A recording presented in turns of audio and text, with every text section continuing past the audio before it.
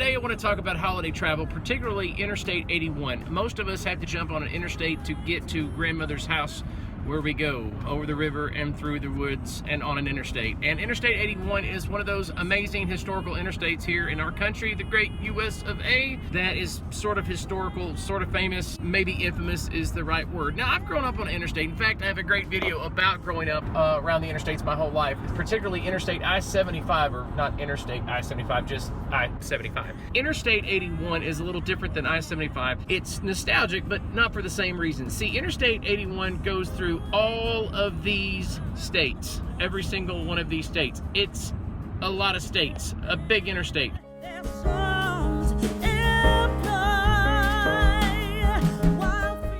It connects all of the industry of the South and the food production of the South into the mega cities of the Northeast. And so it is extremely traveled by trucks, like big time. It's not just your ordinary interstate. It's like an interstate on steroids, but with clothes that don't fit. I'm gonna explain that in just a minute. So welcome to Vlogmas Part 3, and Vlogmas, of course, is me trying to create a YouTube video every day during the month of December just for you. Some more informative than others, like the last one, not so much informative.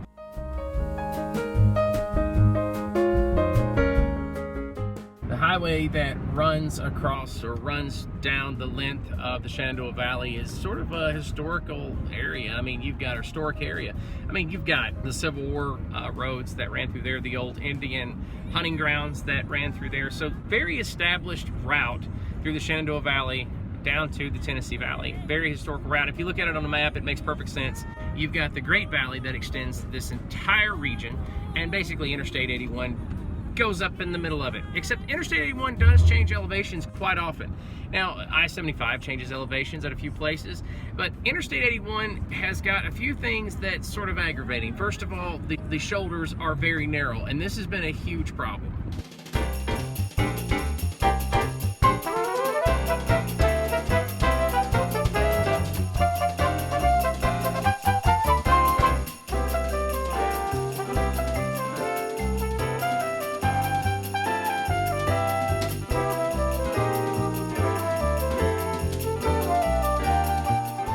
When they built Interstate 81, it was built for 15% truck traffic. And of course, trucks, man, they control the commerce of our country. Trucks are awesome. Truckers are awesome. I mean, it's a hard job, and they're getting goods around the world from the factories or from the farmhouse to your plate. You know, trucks do that. And so Interstate 81 isn't just kind of dangerous for cars, but it's also dangerous for trucks. I mean, the shoulders aren't that wide. Interstate 81 was never built for, I think it's now up to 34% trucks in some places, and that depends on the website. And again, if you go to certain websites, there's a political bias there. I'm not going to get into all that in this video, other than to say that Interstate 81 was not built for the truck traffic that it has.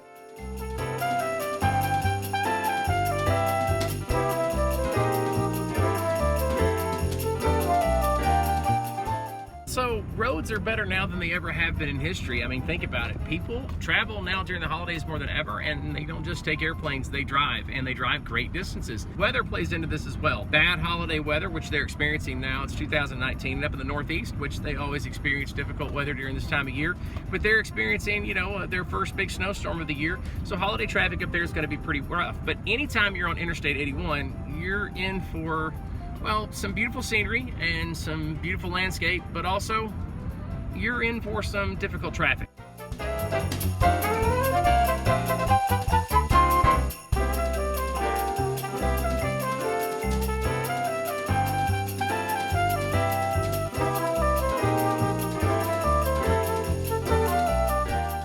Interstate 81 is the longest interstate in the state of Virginia. 324 miles, if I'm not mistaken.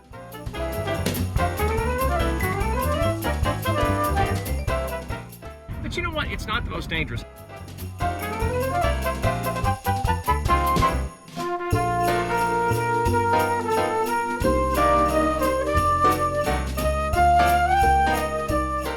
In case you didn't know this, people drive according to their culture. People in the Northeast tend to drive different, and I don't mean better or worse. In fact, it really could go either way. People in the Southeast drive differently than people out West. People drive different. They have a different strategy about them. I noticed that on Interstate 81, something I see more than any other interstate I've ever driven on in my life, are people driving slow in the left lane.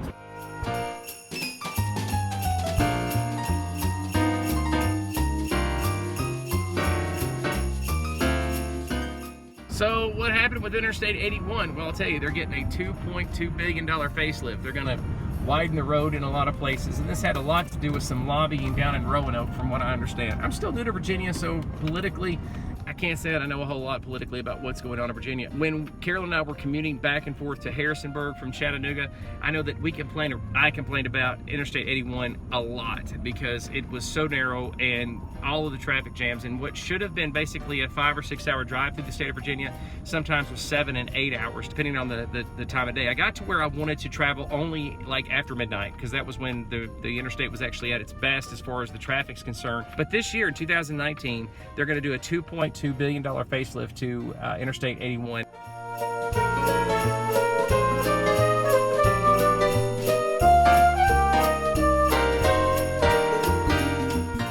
So do you live near an interstate? If you do, I'd love to hear all about it in the comments, and maybe even some of your horror stories, war stories, or whatever about your interstate travel during the holiday season. Harrisonburg is surrounded pretty much by mountains, and so you get these beautiful shots of the sun either rising or setting, and of course mountains in the distance, and so that makes it beautiful. I tell you though, it's different than, let's say, other parts of Appalachia. There are places around this part of Virginia that almost remind you of being out west.